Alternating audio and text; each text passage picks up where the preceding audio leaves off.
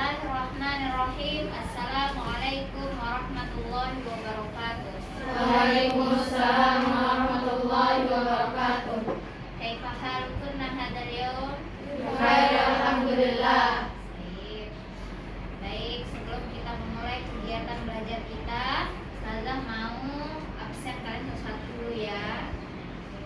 Aisyah Zahra, Sofia Syifa hadir, Karima, Khadijah, Latifah. Mana Latifah? Zin.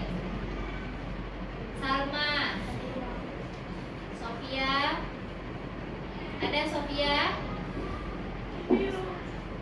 Ada? Oh, ada Sofia. Aisyah, Rafiq. Oh, Zin juga. Airin.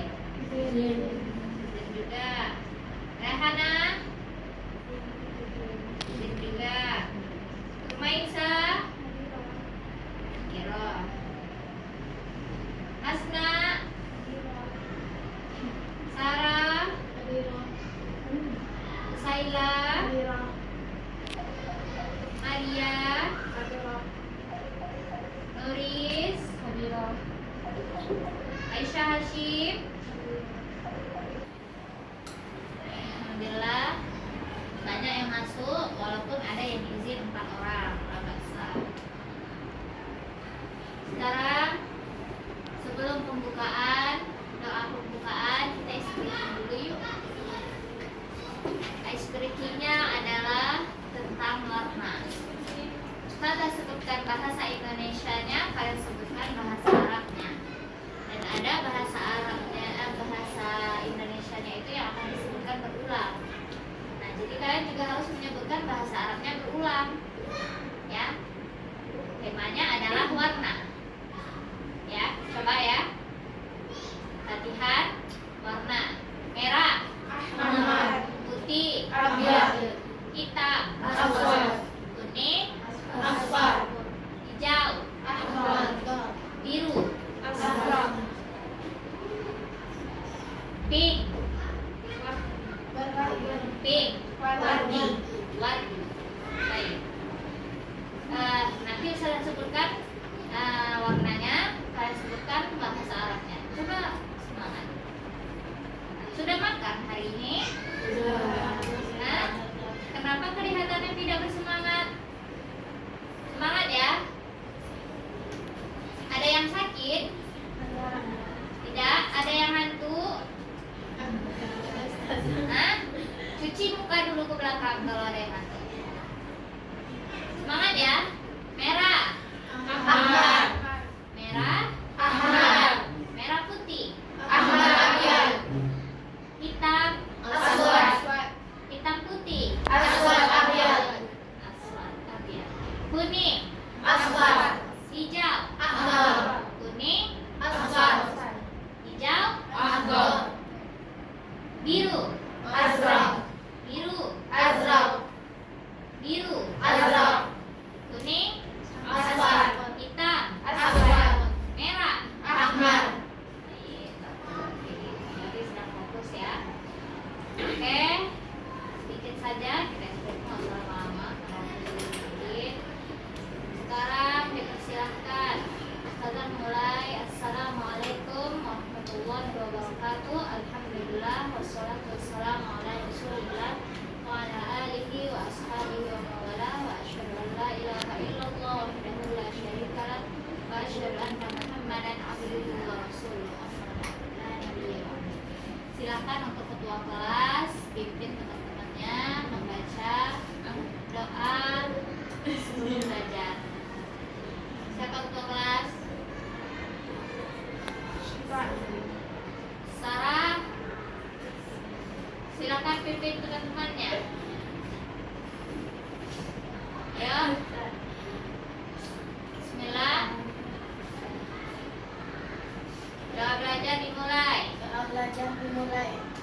Apa doanya? Zidni ilman warzuqni fahman. Allahumma inni as'aluka ilman nafi'an wa rizqan thayyiban wa amalan mutaqabbalan. Rabbi zidni ilman. Allahumma la sahla La illa ma ja'altahu sahla wa anta taj'alul hasna idza syi'ta sahla. Oke.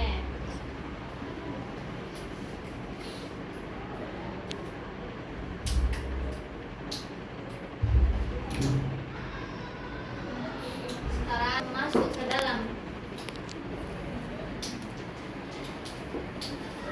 pelajaran yang baru. Ustazah mau tahu dulu. Pada pelajaran minggu lalu kita membahas tentang apa anak-anak? Saya duduk. Tahu? Duduk. Tentang wudu. Wudu. Wudu itu apa? Membersihkan anggota badan untuk sholat. Bersihkan anggota badan yang telah ditentukan, yang telah disyariatkan sebagai syarat Sahnya sholat. sebagai syarat sahnya sholat, sebagai syarat sebelum sholat. Tidak hanya sholat, ada lagi seperti membaca Al-Quran, juga berwudu sebelum membaca Al-Quran. Dan yang wudu paling identik itu dengan sholat. Jadi setiap seseorang ingin melaksanakan sholat, apapun sholatnya, baik sholat wajib maupun sholat sunnah, maka dia harus berwudu. Sholat id kah itu namanya, dia berwudu dulu. Sholat istisqa kah itu namanya, dia harus berwudu dulu. Apa itu sholat istisqa? Sholat minta hujan. Sholat minta hujan. Ataukah sedia mensolatkan mayit, dia juga harus berwudu dulu. Jadi wudu adalah syarat utama sahnya sholat. Nah, berwudu itu menggunakan air. Airnya pun ada syaratnya. Airnya harus air yang apa? Yang suci. Harus air yang suci. Air yang suci tapi mensucikan, bukan hanya air yang suci. Kalau hanya air yang suci seperti air teh suci, ya kan? Bisa diminum. Tapi apakah bisa dia dipakai untuk berwudu? Tidak. Tidak bisa, karena dia sudah bercampur dan berubah warna dan baunya walaupun dia air yang suci. Jadi coba salah satu beberapa contoh air yang suci apa saja yang bisa?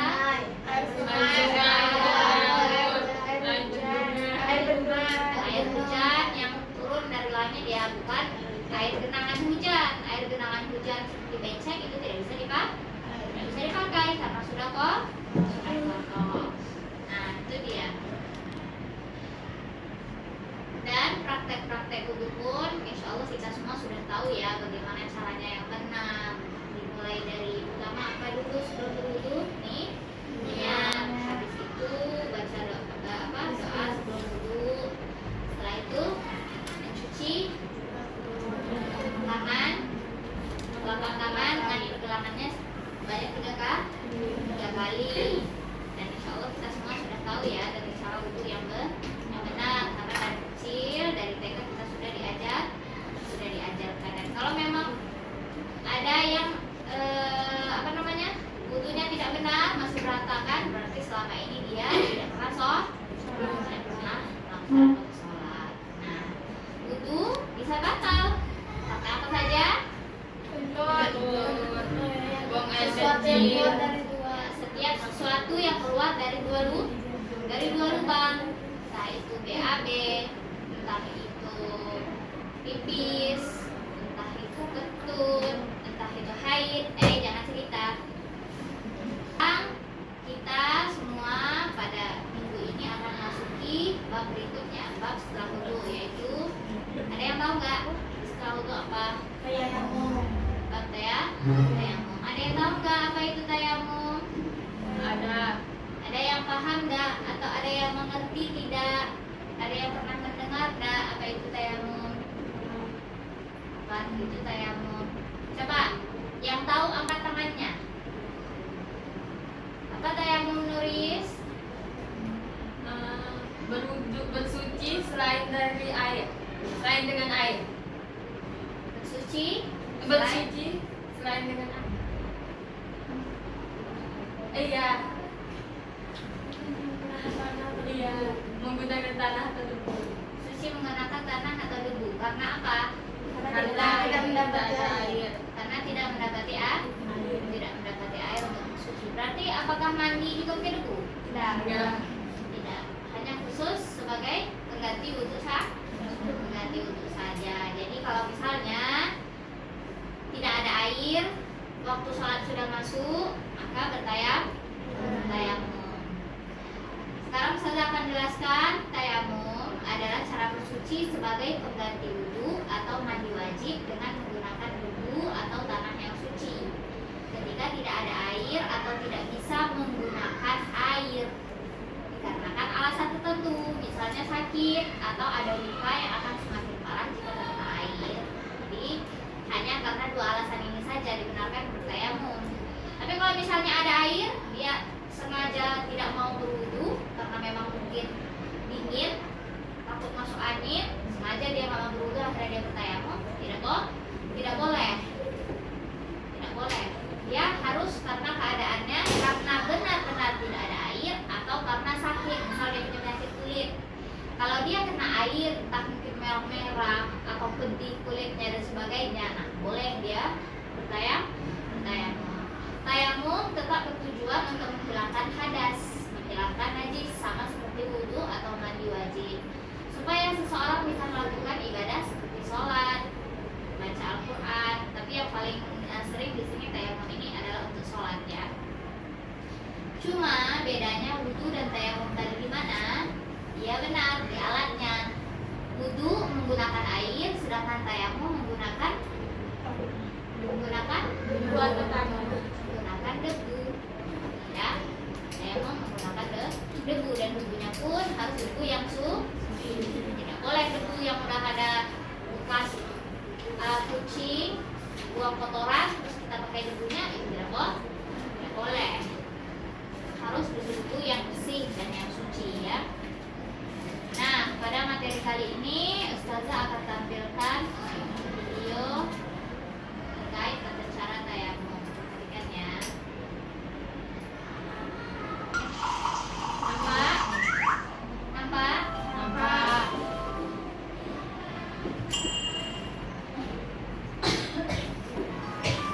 Mereka untuk kamar mandi. Ayo kita ikuti dia. Ayo, tunggu apa lagi? Oke deh kakak.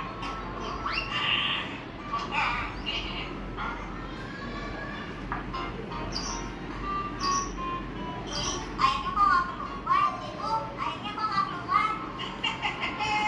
Cuci aja. Jangan bisa kalah. Bu, kita berwudu di mana, Bu? Ya sudah, kita kembali ke ayah dulu. Kita tayamum saja. Ya, kita wudhu di mana? Di kamar mandi airnya macet. Ya kan Aisyah? Iya, Kak. Kita tayamum saja. Tayamum itu apa sih? Dasar kamu pelongo. Masa nggak tahu sih? Yang biasa buat lalapan tangan itu loh. Dasar belum pernah makan bangku sekolahan. Ini tempat bloan apa sih? Itu tuh ketimun.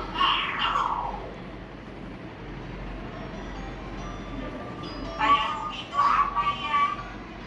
Tayamum itu berganti wudhu karena tidak ada air ketika dalam perjalanan atau karena sakit.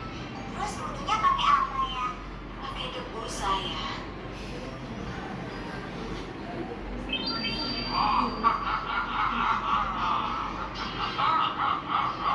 debu itu kan banyak kumannya. Iya, itu kan kotor. Anak pintar, tapi bukan seperti yang kalian bayangkan. Sebenarnya di udara banyak debu, tapi kita tidak bisa melihatnya karena sangat kecil dan halus. Berarti di depan kita juga ada debu dong ya? Wah benar, dia sangat halus. Apalagi kalau ada sinar, lebih kelihatan jelas ya. Betul Ami, dengan demikian kita tidak bisa menghindari debu. Meskipun kita tidak tayamum. Coba taruh di kaca ini, apa ada debunya ya? Wah, benar. Ternyata ada debunya. Padahal tadi kan sudah dibersihkan ya. Betul sayang, dan bukan hanya di kaca. Di seluruh tempat ini, kalau diusap dengan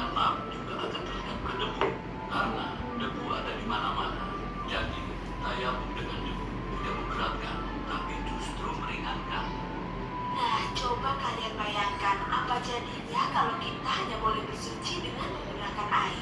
Ini sangat meringankan.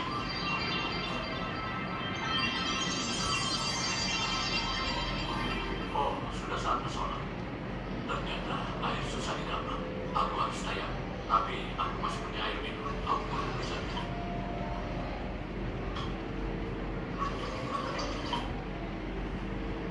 Assalamualaikum warahmatullahi wabarakatuh. Assalamualaikum warahmatullahi wabarakatuh. Ya Allah, air minumku habis. Coba aku dan bersuci dengan bertayamum. Aku masih bisa minum. Haus sekali. Lalu bagaimana caranya berwudu dengan debu ya? Bukan berwudu, amin, tapi tayamum. Mula-mula kita niat tayamum.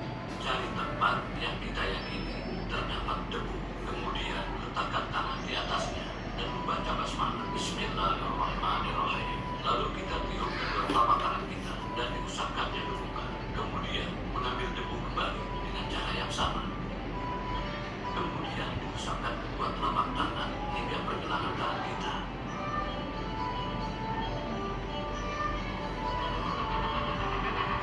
Amin. Aisyah, kita mulai sholat yuk. Sudah bertayamum kan? Sudah ya.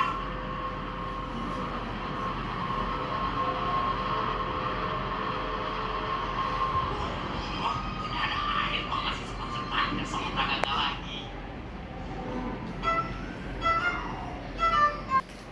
Let's do the girl.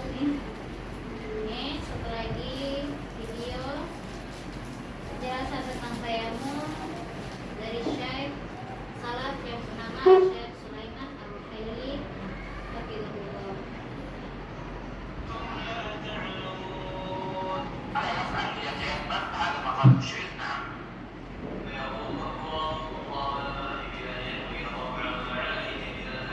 هذا أول ما يجب وهو أن ينوي والنية هنا متفق عليها بين أهل العلم بخلاف النية في الوضوء فيها خلاف لكن الظاهر أنها لا بد منها.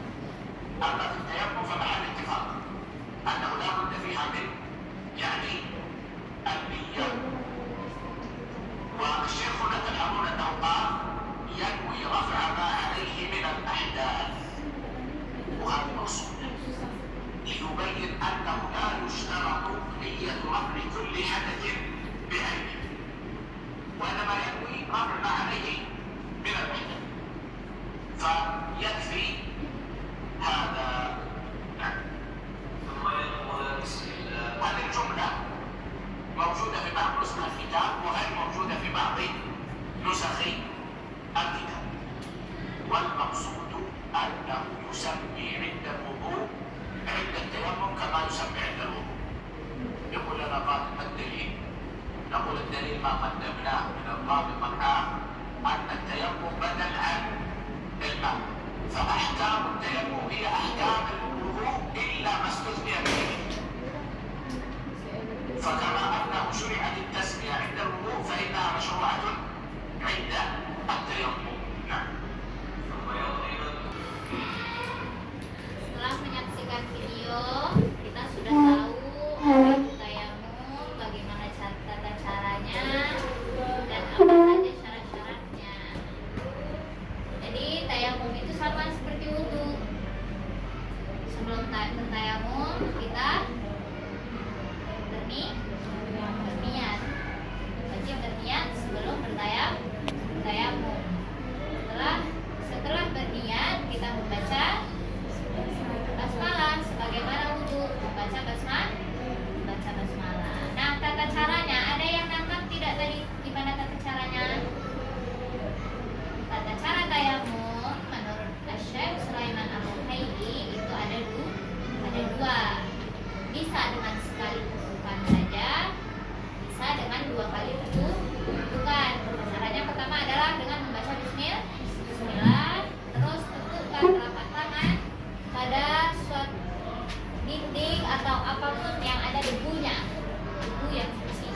Ditutupkan sekali saja, tidak berkali-kali, hanya sekali. Dan tadi sudah dijelaskan juga oleh Syekh Sulaiman bahwasanya lebih afdol itu dengan merendahkan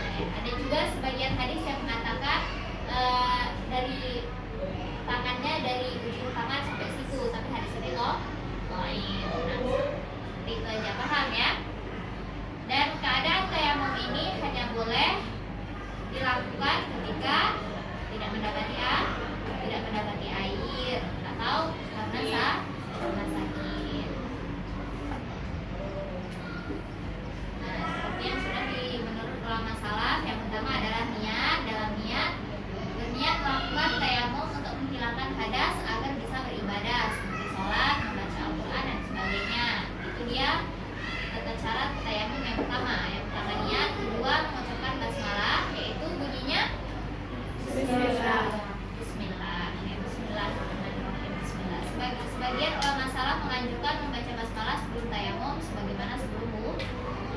Terus yang ketiga, menumpukan kedua tangan ke tanah atau debu yang suci. Cukup satu kali tepukan, tanah atau debunya harus suci dan bersih. Setelah itu mengusap wajah dengan kedua tangan. Setelah menumpukan tangan, langsung usapkan ke seluruh wajah secara merata. Terus yang kelima, mengusap kedua tangan sampai pergelangan. Setelah wajah, tangan diusap mulai dari telapak hingga pergelangan tangan. Dalam riwayat lain ada yang menyebutkan sampai siku, tapi nah di sini toh ayat pendapat yang kuat hanya sampai pergelangan tangan. Yang keenam adalah tertibnya, yaitu mendahulukan wajah lalu tangan. Berbeda dengan wudu. Kalau wudu kita tangan dulu kan, lalu kumur-kumur, lalu cuci muka, ya kan? Nah, kalau ini kita wajah dulu, baru tangan. Sama seperti wudu, tayamum juga harus tertib. Wudu tidak boleh kita cuci tangan dulu, cuci muka, baru kumur-kumur. Tidak boleh, tidak sah wudunya. Juga dengan tayamum. Hadisnya adalah hadis Ammar bin Yasir radhiyallahu an Ammar bin Yasir qala ta'ala Nabi sallallahu alaihi wasallam fi hajatin fajrabtu falam ajidil ma'a fatama'abtu fi sa'idi kama tama'abtu dabba thumma ataitu Nabi sallallahu alaihi wasallam fadzakartu dzalika lahu faqala innama kana yakfika an tadriba biyadayka al-ardha thumma tanfuqu thumma tamsah bihima wajhaka wa kaffaika. Dari Ammar bin Yasir dia berkata, Nabi Shallallahu Alaihi Wasallam mengutusku untuk suatu keperluan, lalu aku mengalami junub dan tidak mendapatkan air. Maka aku berguling-guling di atas tanah sebagaimana berguling-gulingnya hewan. Lalu aku datang kepada Nabi Shallallahu Alaihi Wasallam dan menceritakan hal tersebut. Maka beliau bersabda, cukuplah bagimu melakukan seperti ini, yaitu beliau menumpukan kedua tangannya ke tanah, kemudian meniup keduanya agar berkurang, lalu mengusap dengan keduanya wajah dan kedua telapak tangan. Jadi dulu Ammar bin Yasir belum mengetahui tata cara tayamum. Jadi dia hanya tahu tayamum, bahwa tayamum itu menggunakan debu. Akhirnya dia berguling-guling di tanah. Padahal caranya salah. Akhirnya ditunjukkan oleh Nabi Shallallahu Alaihi Wasallam cara yang benar. Baik, talibah penjelasannya sudah sampai sini saja dulu. Semoga dipahami. Dan Ustazah ingin sebelum mengakhiri sebelum masuk ke sedikit pembahasan lagi, Ustazah mau lihat dulu siapa yang bisa mempraktekkan tata cara tayamum. Ada dua tata cara tadi ya, ada yang dengan satu kali tepukan dan dua kali tepukan. Ayo, siapa yang satu kali tepukan? Ustazah. Nuris, silakan panjatkan Nuris. Tunjukkan ke teman-temannya bagaimana cara tayamum. Oke. Baik. Enggak apa-apa. Pertama-tama melihat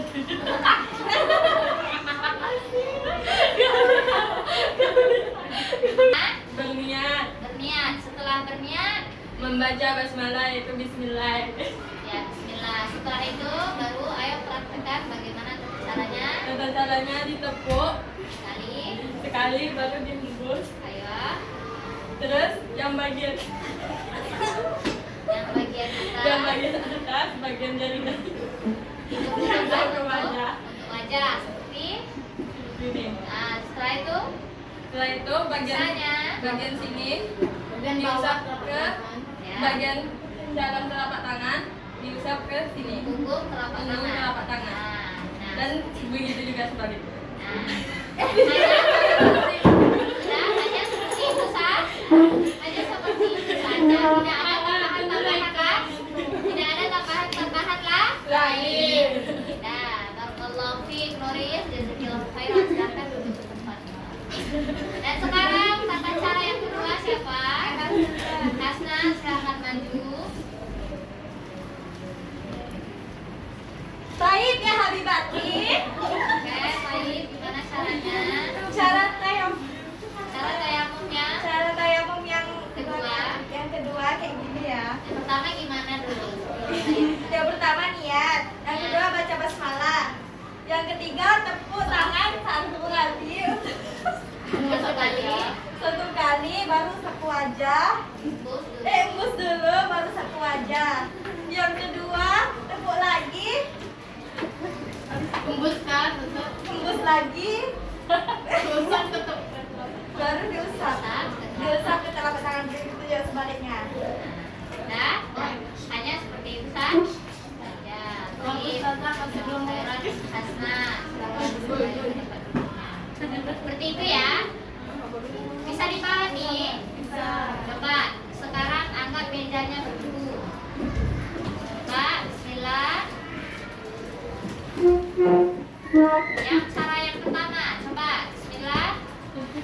Tepukan tangannya. Terus usapkan yang bagian atas ke wajah, sisanya ke Bagian bawah. tengok telapak tangan dua-dua. Jadi cara yang pertama. Cara yang kedua, bismillah. Tepukan, tembus untuk wajah, tepukan lagi, tembus untuk kedua telapak tangan. Sudah ya, dapat dipahami ya. Barakallahu. Semoga dapat diamalkan. Islam itu Islam itu mudah. Nah, sekarang batal selanjutnya. Ada yang tahu nggak apa saja yang batal tayamum? Lutut. Hah? Ya, pembatal wudu juga termasuk pembatal bisa menjadi pembatal tayamum. Waktu lama. Hah? Iya, sabar. Hah? Apa lagi? Apa lagi ya? Ya, itu pembatal wudu. Semua pembatal wudu juga sama. Jadi pembatal tayamum. Nah, sekarang selain dari pembatal wudu, Terkena air. terdapatnya air. Nah, kalau misalnya nih kalian sudah bertayamum dan kalian mau sholat 5 menit lagi misal, rupanya tiba-tiba ada air. Entah misalnya kalau lagi di kereta api, tiba-tiba ada yang bagian ininya bawahnya itu bawa air. Air sudah terisi. Nah, kalian harus dulu untuk sholat. Nggak bisa. Oh, tadi aku udah tayamum, langsung aja sholat. Tidak bisa karena sudah ada air. Begitu juga orang yang di tengah padang pasir tiba-tiba menemukan sumber mata air, dia tidak boleh hanya dengan tayamum tadi dia sholat. Tidak boleh.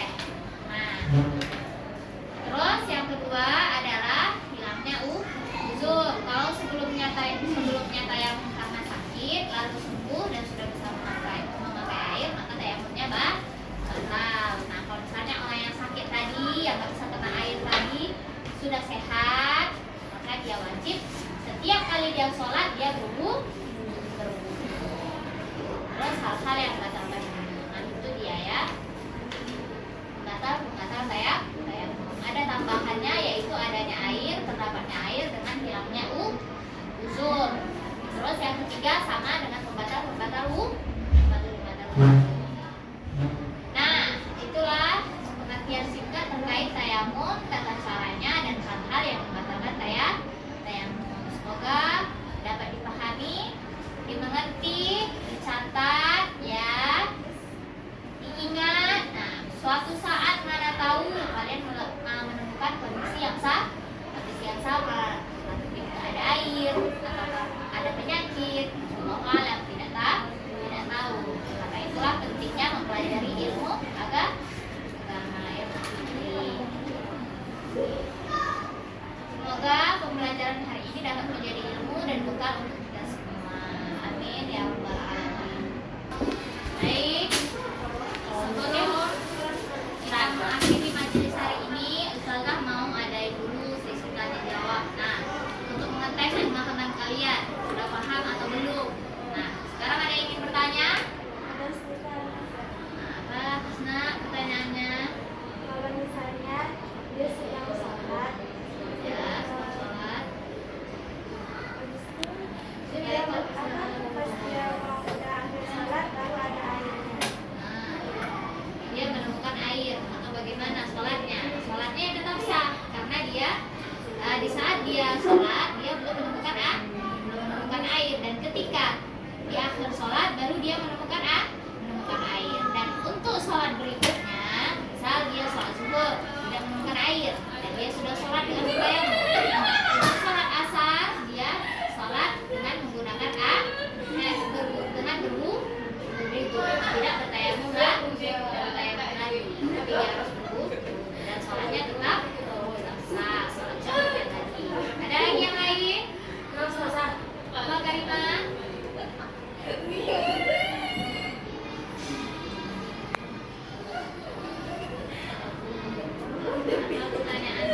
Bagaimana jika kita Jika apa?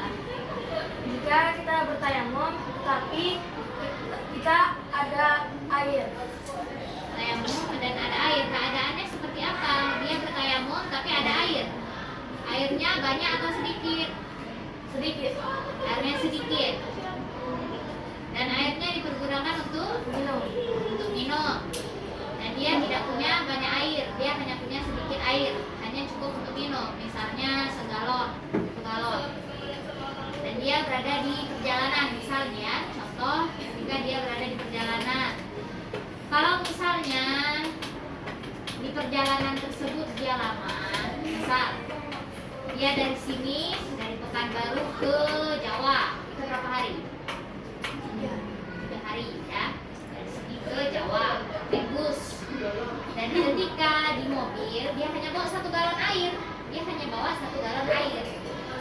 Dari sini mungkin ke Jawa, jalannya kebanyakan hutan, misal hutan. Dia harus bisa memastikan dulu berapa lama dia di hutan itu. Nah, kalau misalnya di dalam hutan itu dia selama 3 hari dari sini ke Jawa itu perjalanan hutan, sulit ditemukan rumah orang atau sulit ditemukan kota, itu dia boleh bertayamum selama perjalanannya. Nah, boleh dia ketika sholat dia bertayamum selama 3 hari itu. Tetapi kalau misalnya dari sini ke Jawa dia bisa nggak cuma hutan, adalah kota, ada rumah orang, di tempat-tempat yang dia mudah menemukan air, maka dia tetap berwudu menggunakan air yang dia bawa tadi.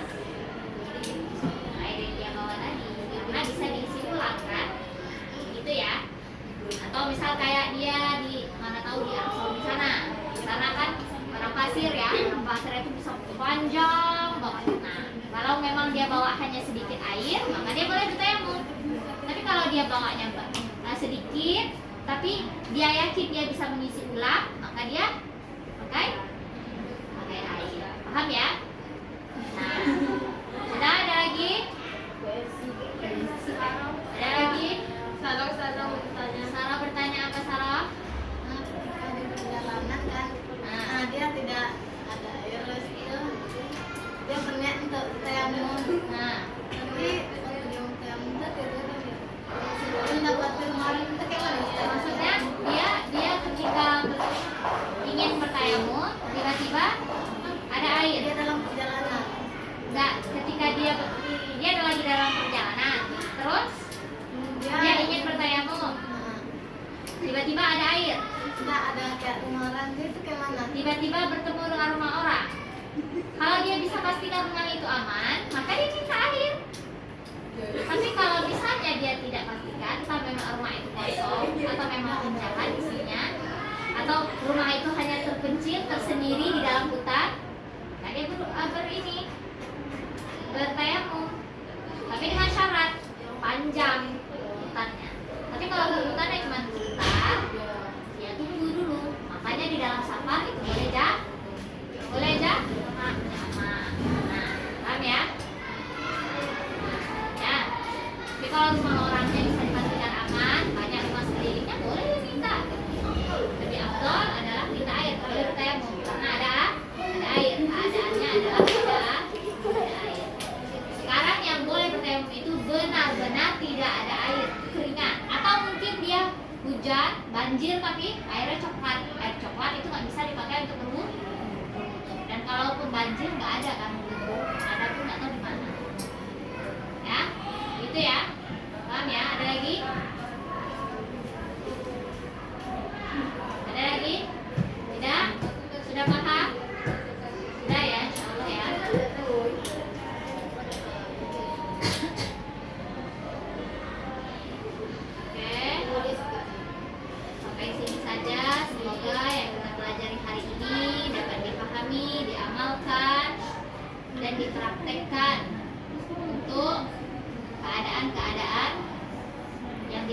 juga yang mungkin akan terjadi pada waktu yang akan datang. Semoga pembelajaran hari ini dapat menjadi ilmu dan bekal untuk kita semua. Amin ya rabbal alamin. Sampai berjumpa di pertemuan berikutnya. Kafaratul majlis.